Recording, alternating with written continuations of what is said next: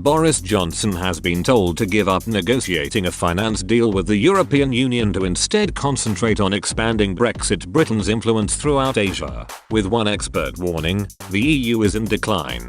Britain left the EU at the end of last year following the conclusion of a near-year-long transition period that saw a post-Brexit trade deal agreed at the 11th hour. Negotiations on financial services were not part of talks between London and Brussels on a trade agreement, and was continuing to cause further market access friction between the two sides. Last week it was announced Britain and the EU had agreed a Memorandum of Understanding (MoU) that will set the conditions for how regulators from the EU and Britain share information. This is similar to the agreement the EU has with the US to arrange regular, informal and non-binding meetings of financial regulators in order to discuss new rules and attempt to work through any disagreements. But Brussels has warned the MoU will not automatically lead to the UK's lucrative financial industry being able to sell a wide range of products and services to EU clients again.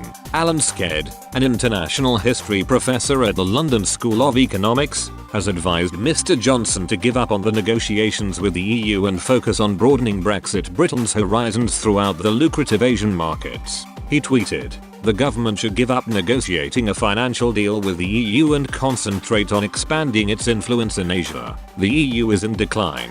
Let it go." The new row erupting over the MoU is likely to further intensify tensions between the UK and EU, with one City of London official describing the framework as a talking shop. Simon Morris, a financial services partner at law firm CMS, said, "This is unlikely to offer solid foundations for bulk cross-border business." In January, London was dealt a huge blow after it was revealed €6 billion and daily share trading had already disappeared to Amsterdam, along with large volumes of trading and derivatives. Brussels is also considering forcing the clearing of euro swaps, which has still dominated the London Stock Exchange's LCH arm in London, to move to the bloc, in what would be another huge blow to Britain's financial services power. The EU has so far refused to grant any long-term direct access for financial firms from the UK. Alan Custis, head of UK equities at Lazard Asset Management, said, "Overall, for investors and UK financial services,